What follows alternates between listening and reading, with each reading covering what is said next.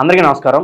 ఇవాళ మనతో ప్రముఖ జ్యోతిష్యులు పంచాంగకర్త రవిశంకర్ శర్మ గారు మనతో ఉన్నారు. వారితో మాట్లాడదాం. గురుగారు నమస్కారం. నమస్తే గురుగారు, కుజస్తంభన జరగడం ద్వారా అలాగే మనకి అక్టోబర్ 19 నుంచి 2025 జూన్ వరకు ముందుగా మేషరాశి వారికి ఎలా ఉండబోతుంది, ఈ ప్రభావం అనేది వాళ్ళ మీద ఎలా ఉండబోతుంది? తప్పకుండా ఈ యొక్క రాశి వారిని మేషరాశి వారిని గమనించినట్లయితే గ్రహస్థితి అనేది ఈ రాశి వారికి అనుకూలించే విధంగా ఉంది.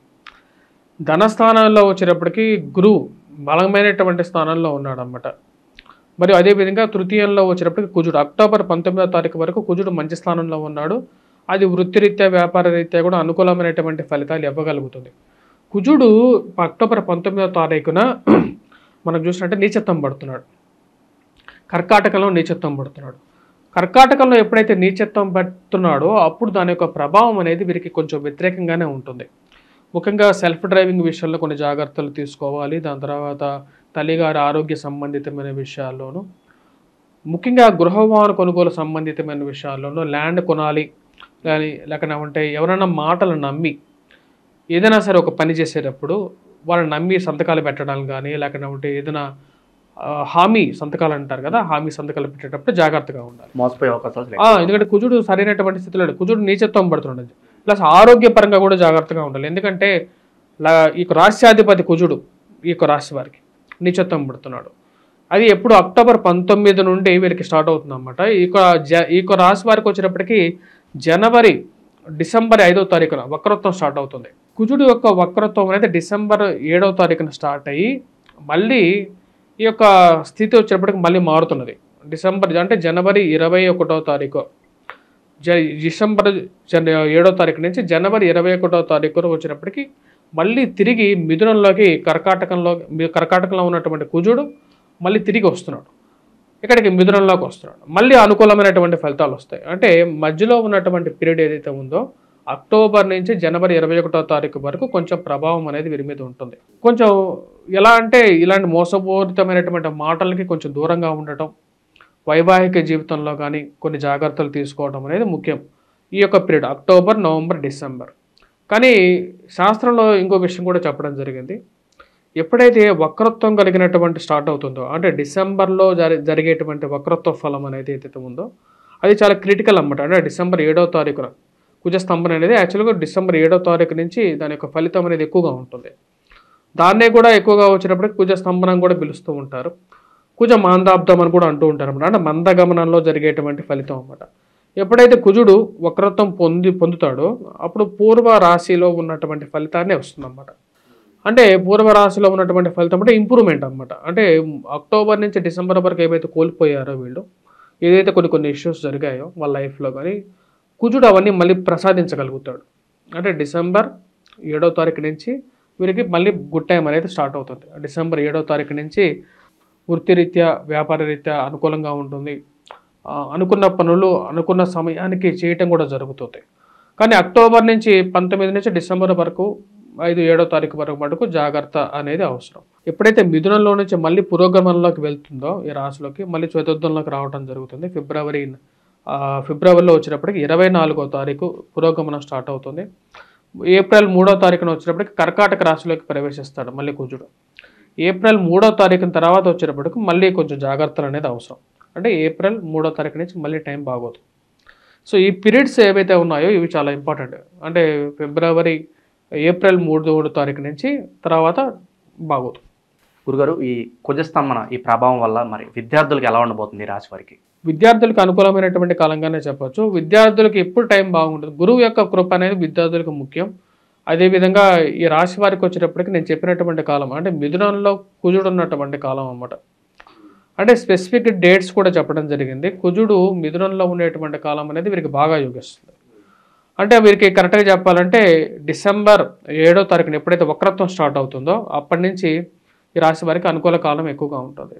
ఆరోగ్యపరంగా ఏమన్నా జాగ్రత్తలు తీసుకోవాల్సిన ఆరోగ్యపరంగా వీరికి జాగ్రత్తలు కూడా కావాలి. అది ఎప్పుడు కావాలి అంటే అక్టోబర్ 19 నుంచి డిసెంబర్ 7వ తారీఖు వరకు ఎక్కువగా ప్రభావం చూపించడానికి అవకాశం అనేది ఉంటుంది.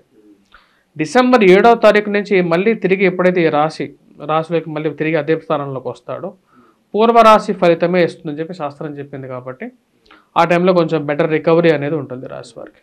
మోసపోవడానికి కొంచెం ఎక్కువ ఆస్కారం ఉందని మనం చర్చించుకున్నాం. అలాగే వీళ్ళు కొత్త పెట్టుబడులు పెట్టడం గానీ, కొత్త వ్యాపారాలు స్టార్ట్ చేయొచ్చు అనుకూలమైన పరిస్థితులు ఉన్నాయంటారా వీళ్ళకి?